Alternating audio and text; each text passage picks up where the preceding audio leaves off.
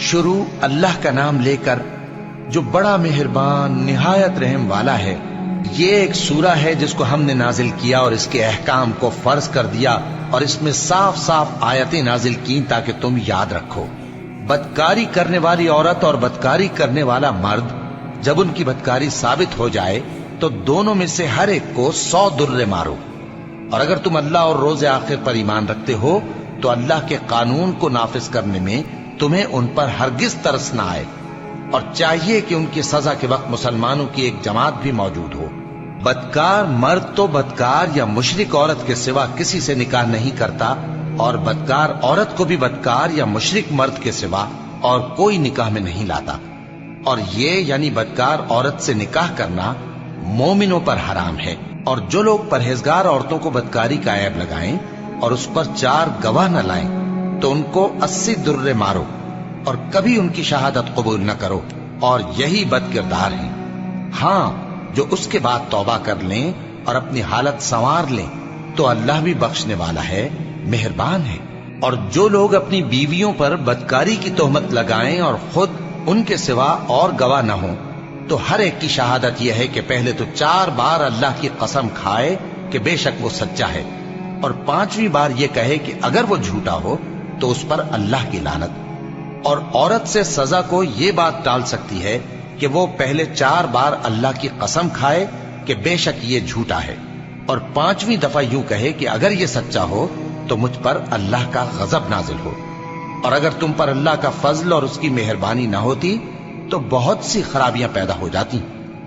اور یہ کہ اللہ توبہ قبول کرنے والا ہے، حکیم ہے۔ جن لوگوں نے یہ بہتان باندھا ہے وہ تمہیں میں سے ایک جماعت ہے، اس کو اپنے حق میں برا نہ سمجھنا، بلکہ وہ تمہارے لیے اچھا ہے۔ ان میں سے جس شخص نے گناہ کا جتنا حصہ لیا اس کے لیے اتنا وبال ہے، اور جس نے ان میں سے اس بہتان کا بڑا بوجھ اٹھایا ہے اس کو بڑا عذاب ہوگا۔ جب تم نے وہ بات سنی تھی تو مومن مردوں اور عورتوں نے کیوں اپنے دلوں میں نیک گمان نہ کیا، اور کیوں نہ کہہ دیا کہ یہ کھلم کھلا بہتان ہے؟ یہ بہتان لگانے والے اپنی بات کی تصدیق کے لیے 4 گواہ کیوں نہ لائے؟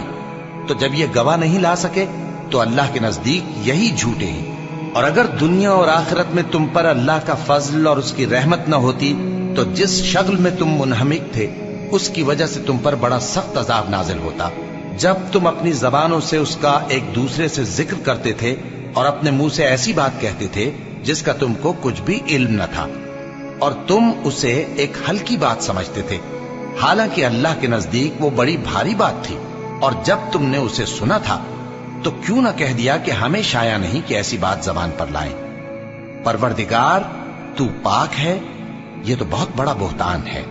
اللہ تمہیں نصیحت کرتا ہے کہ اگر مومن ہو تو پھر کبھی ایسا کام نہ کرنا، اور اللہ تمہارے سمجھانے کے لیے اپنی آیتیں کھول کھول کر بیان فرماتا ہے، اور اللہ جاننے والا ہے، حکمت والا ہے۔ جو لوگ اس بات کو پسند کرتے ہیں کہ مومنوں میں بے حیائی یعنی تہمت بدکاری کی خبر پھیلے، ان کو دنیا اور آخرت میں دکھ دینے والا عذاب ہوگا، اور اللہ جانتا ہے اور تم نہیں جانتے۔ اور اگر تم پر اللہ کا فضل اور اس کی رحمت نہ ہوتی تو کیا کچھ نہ ہوتا، مگر وہ کریم ہے، اور یہ کہ اللہ نہایت مہربان ہے، رحیم ہے۔ مومنوں، شیطان کے قدموں پر نہ چلنا، اور جو شخص شیطان کے قدموں پر چلے گا تو شیطان تو بے حیائی کی باتیں اور برے کام ہی بتائے گا۔ اور اگر تم پر اللہ کا فضل اور اس کی مہربانی نہ ہوتی تو ایک شخص بھی تم میں پاک نہ ہو سکتا، مگر اللہ جس کو چاہتا ہے پاک کر دیتا ہے، اور اللہ سننے والا ہے، جاننے والا ہے۔ اور جو لوگ تم میں صاحب فضل اور صاحب مال ہیں وہ اس بات کی قسم نہ کھائیں کہ رشتہ داروں اور محتاجوں اور وطن چھوڑ جانے والوں کو کچھ نہیں دیں گے، اور ان کو چاہیے کہ معاف کر دیں اور درگزر کریں۔ کیا تم پسند نہیں کرتے کہ اللہ تم کو بخش دے؟ اور اللہ تو بخشنے والا ہے، مہربان ہے۔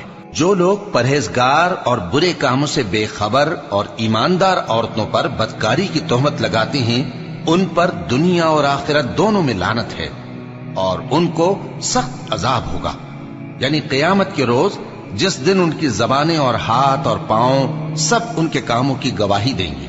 اس دن اللہ ان کو ان کے اعمال کا پورا پورا اور ٹھیک ٹھیک بدلہ دے گا، اور ان کو معلوم ہو جائے گا کہ اللہ برحق اور حق کو ظاہر کرنے والا ہے۔ ناپاک عورتیں ناپاک مردوں کے لیے ہیں اور ناپاک مرد ناپاک عورتوں کے لیے، اور پاک عورتیں پاک مردوں کے لیے ہیں اور پاک مرد پاک عورتوں کے لیے۔ یہ پاک لوگ ان جھوٹوں کی باتوں سے بری ہیں اور ان کے لیے بخشش اور نیک روزی ہے۔ مومنوں، اپنے گھروں کے سوا دوسرے لوگوں کے گھروں میں گھر والوں سے اجازت لیے اور ان کو سلام کیے بغیر داخل نہ ہوا کرو، یہ تمہارے حق میں بہتر ہے، اور ہم یہ نصیحت اس لیے کرتے ہیں کہ شاید تم یاد رکھو۔ پھر اگر تم گھر میں کسی کو موجود نہ پاؤ تو جب تک تم کو اجازت نہ دی جائے اس میں مت داخل ہو، اور اگر یہ کہا جائے کہ اس وقت لوٹ جاؤ تو لوٹ جایا کرو، یہ تمہارے لیے بڑی پاکیزگی کی بات ہے، اور جو کام تم کرتے ہو اللہ سب جانتا ہے۔ ہاں، اگر تم کسی ایسے مکان میں جاؤ جس میں کوئی نہ بستا ہو اور اس میں تمہارا اسباب رکھا ہو تو تم پر کچھ گناہ نہیں، اور جو کچھ تم ظاہر کرتے ہو اور جو پوشیدہ کرتے ہو اللہ کو سب معلوم ہے۔ مومن مردوں سے کہہ دو کہ اپنی نظریں نیچی رکھا کریں اور اپنی شرمگاہوں کی حفاظت کیا کریں، یہ ان کے لیے بڑی پاکیزگی کی بات ہے، اور جو کام یہ کرتے ہیں اللہ ان سے خبردار ہے۔ اور مومن عورتوں سے کہہ دو کہ وہ بھی اپنی نگاہیں نیچی رکھا کریں اور اپنی شرمگاہوں کی حفاظت کیا کریں، اور اپنی آرائش یعنی زیور کے مقامات کو ظاہر نہ ہونے دیا کریں مگر جو اس میں سے کھلا رہتا ہو، اور اپنے سینوں پر اوڑھنیاں اوڑھے رہا کریں، اور اپنے خاوند اور باپ اور خسر اور بیٹوں اور خاوند کے بیٹوں اور بھائیوں اور بھتیجوں اور بھانجوں اور اپنی جیسی مومن عورتوں اور لونڈی غلاموں کے سوا نیز ان خدام کے جو عورتوں کی خواہش نہ رکھیں، یا ایسے لڑکوں کے جو عورتوں کے پردے کی چیزوں سے واقف نہ ہوں۔ غرض ان لوگوں کے سوا کسی پر اپنی زینت اور سنگھار کے مقامات کو ظاہر نہ ہونے دیں، اور اپنے پاؤں ایسے طور سے زمین پر نہ مارے کہ جھنکار کانوں میں پہنچے اور ان کا پوشیدہ زیور معلوم ہو جائے۔ اور مومنوں، سب اللہ کے آگے توبہ کرو تاکہ فلاح پاؤ، اور اپنی قوم کی بیوہ عورتوں کے نکاح کر دیا کرو، اور اپنے غلاموں اور لونڈیوں کے بھی جو نیک ہوں نکاح کر دیا کرو۔ اگر وہ مفلس ہوں گے تو اللہ ان کو اپنے فضل سے غنی کر دے گا، اور اللہ بہت وسعت والا ہے، سب کچھ جاننے والا ہے۔ اور جن کو بیاہ کا مقدور نہ ہو وہ پاک دامنی کو اختیار کیے رہیں یہاں تک کہ اللہ ان کو اپنے فضل سے غنی کر دے۔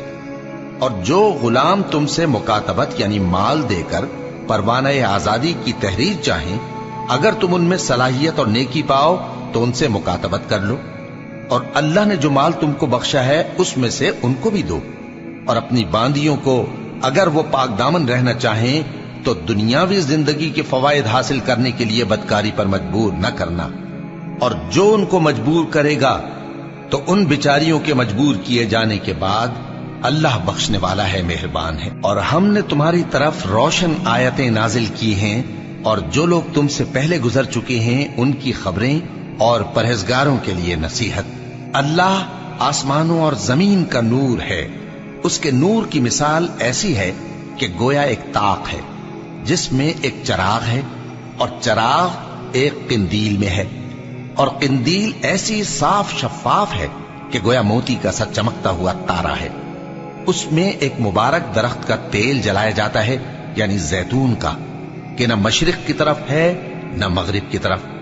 ایسا معلوم ہوتا ہے کہ اس کا تیل خواہ آگ اسے نہ بھی چھوئے جلنے کو تیار ہے، بڑی روشنی پر روشنی ہو رہی ہے۔ اللہ اپنے نور سے جس کو چاہتا ہے سیدھی راہ دکھاتا ہے، اور اللہ جو مثالیں بیان فرماتا ہے تو لوگوں کے سمجھانے کے لیے، اور اللہ ہر چیز سے واقف ہے۔ وہ قندیل ان گھروں میں ہے جن کے بارے میں اللہ نے ارشاد فرمایا ہے کہ بلند کیے جائیں اور وہاں اللہ کے نام کا ذکر کیا جائے، اور ان میں صبح و شام اس کی تسبیح کرتے ہیں۔ ایسے لوگ جن کو اللہ کے ذکر اور نماز پڑھنے اور زکوٰۃ دینے سے نہ سوداگری غافل کرتی ہے نہ خرید و فروخت، وہ اس دن سے جب دل خوف اور گھبراہٹ کے سبب الٹ جائیں گے اور آنکھیں اوپر چڑھ جائیں گی ڈرتے ہیں، تاکہ اللہ ان کو ان کے اعمال کا بہت اچھا بدلہ دے اور اپنے فضل سے زیادہ بھی عطا فرمائے۔ اور اللہ جس کو چاہتا ہے بے حساب رزق دیتا ہے۔ اور جن لوگوں نے کفر کیا ان کے اعمال کی مثال ایسی ہے جیسے میدان میں ریت کہ پیاسا اسے پانی سمجھے، یہاں تک کہ جب اس کے پاس آئے تو اسے کچھ بھی نہ پائے اور اللہ ہی کو اپنے پاس دیکھے تو وہ اسے اس کا حساب پورا پورا چکا دے، اور اللہ جلد حساب کرنے والا ہے۔ یا ان کے اعمال کی مثال ایسی ہے جیسے گہرے سمندر میں اندھیرے جس پر لہر چڑھی چلی آتی ہو اور اس کے اوپر اور لہر آ رہی ہو اور اس کے اوپر بادل ہو، غرض اندھیرے ہی اندھیرے ہو، ایک پر ایک چھایا ہوا، جب اپنا ہاتھ نکالے تو کچھ نہ دیکھ سکے۔ اور جس کو اللہ روشنی نہ دے اس کو کہیں بھی روشنی نہیں مل سکتی۔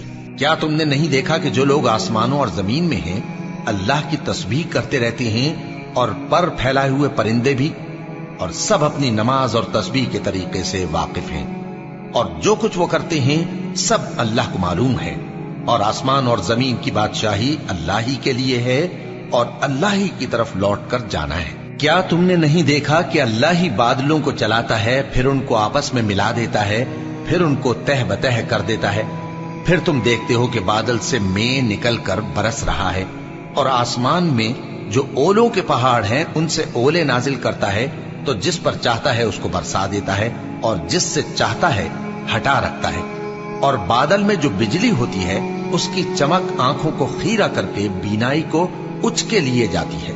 اللہ ہی رات اور دن کو بدلتا رہتا ہے، اہل بصارت کے لیے اس میں بڑی عبرت ہے۔ اور اللہ ہی نے ہر چلنے پھرنے والے جاندار کو پانی سے پیدا کیا، تو ان میں سے بعض ایسے ہیں کہ پیٹ کے بل چلتے ہیں، اور بعض ایسے ہیں جو 2 پاؤں پر چلتے ہیں، اور بعض ایسے ہیں جو 4 پاؤں پر چلتے ہیں۔ اللہ جو چاہتا ہے پیدا کرتا ہے، بے شک اللہ ہر چیز پر قادر ہے۔ ہم ہی نے روشن آیتیں نازل کی ہیں، اور اللہ جس کو چاہتا ہے سیدھے راستے کی طرف ہدایت کرتا ہے۔ اور بعض لوگ کہتے ہیں کہ ہم اللہ پر اور رسول پر ایمان لائے اور ان کا حکم مان لیا، پھر اس کے بعد ان میں سے ایک فریق پھر جاتا ہے، اور یہ لوگ صاحب ایمان ہی نہیں ہیں۔ اور جب ان کو اللہ اور اس کے رسول کی طرف بلایا جاتا ہے تاکہ پیغمبر ان کا قضیہ چکا دیں، تو ان میں سے ایک فریق منہ پھیر لیتا ہے، اور اگر ان کو حق ملتا ہو تو اس کی طرف قبول کر کے چلے آتے ہیں۔ کیا ان کے دلوں میں بیماری ہے، یا یہ شک میں ہیں، یا ان کو یہ خوف ہے کہ اللہ اور اس کا رسول ان پر ظلم کریں گے؟ نہیں، بلکہ یہ خود ہی ظالم ہے۔ مومنوں کی تو یہ بات ہے کہ جب اللہ اور اس کے رسول کی طرف بلائے جائیں تاکہ وہ ان میں فیصلہ کریں تو کہیں کہ ہم نے حکم سن لیا اور مان لیا، اور یہی لوگ فلاح پانے والے ہیں۔ اور جو شخص اللہ اور اس کے رسول کی فرما برداری کرے گا اور اس سے ڈرے گا اور اس کا تقوی اختیار کرے گا تو ایسے ہی لوگ مراد کو پہنچنے والے ہیں۔ اور یہ اللہ کی سخت سخت قسمیں کھاتے ہیں کہ اگر تم ان کو حکم دو تو سب گھروں سے نکل کھڑے ہوں۔ کہہ دو کہ قسمیں مت کھاؤ، پسندیدہ فرما برداری درکار ہے، بے شک اللہ تمہارے سب اعمال سے خبردار ہے۔ کہہ دو کہ اللہ کی فرما برداری کرو اور رسول کے حکم پر چلو، اگر منہ موڑو گے تو رسول پر اس چیز کا ادا کرنا ہے جو ان کے ذمے ہے، اور تم پر اس چیز کا ادا کرنا ہے جو تمہارے ذمے ہے۔ اور اگر تم ان کے فرمان پر چلو گے تو سیدھا رستہ پالو گے، اور رسول کے ذمے تو صاف صاف پہنچا دینا ہے۔ جو لوگ تم میں سے ایمان لائے اور نیک کام کرتے رہے ان سے اللہ کا وعدہ ہے کہ ان کو ملک کا حاکم بنا دے گا، جیسا ان سے پہلے لوگوں کو حاکم بنایا تھا، اور ان کے دین کو جسے اس نے ان کے لیے پسند کیا ہے مستحکم و پائیدار کرے گا، اور خوف کے بعد ان کو امن بخشے گا۔ وہ میری عبادت کریں گے اور میرے ساتھ کسی چیز کو شریک نہ بنائیں گے، اور جو اس کے بعد کفر کرے تو ایسے ہی لوگ بد کردار ہیں۔ اور نماز پڑھتے رہو اور زکوٰۃ دیتے رہو اور پیغمبر کے فرمان پر چلتے رہو تاکہ تم پر رحمت کی جائے، اور ایسا خیال نہ کرنا کہ کافر لوگ ہم کو زمین میں مغلوب کر دیں گے، ان کا ٹھکانہ دوزخ ہے اور وہ بہت برا ٹھکانہ ہے۔ مومنوں، تمہارے باندی غلام اور جو بچے تم میں سے بلوغ کو نہیں پہنچے 3 دفعہ یعنی 3 اوقات میں تم سے اجازت لیا کریں، ایک تو نماز فجر سے پہلے، اور دوسرے گرمی کی دوپہر کو جب تم کپڑے اتار دیتے ہو، اور تیسرے عشاء کی نماز کے بعد۔ یہ 3 وقت تمہارے پردے کے ہیں، ان کے آگے پیچھے یعنی دوسرے وقتوں میں نہ تم پر کچھ گناہ ہے اور نہ ان پر کہ کام کاج کے لیے ایک دوسرے کے پاس آتے رہتے ہو۔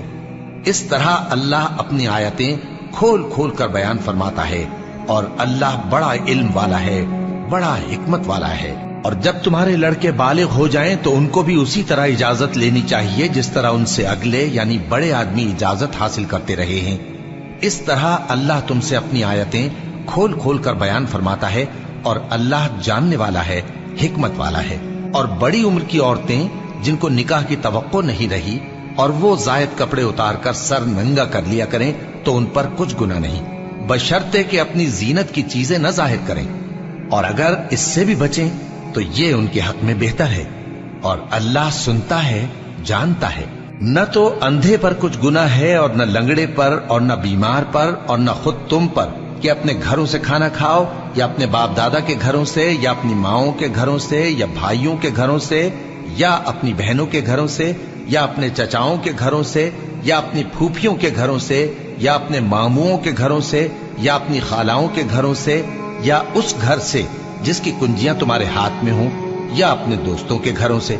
और इसका भी तुम पर कुछ गुनाह नहीं कि सब मिलकर खाना खाओ या जुदा जुदा। फिर जब घरों में जाया करो तो अपने घर वालों को सलाम किया करो।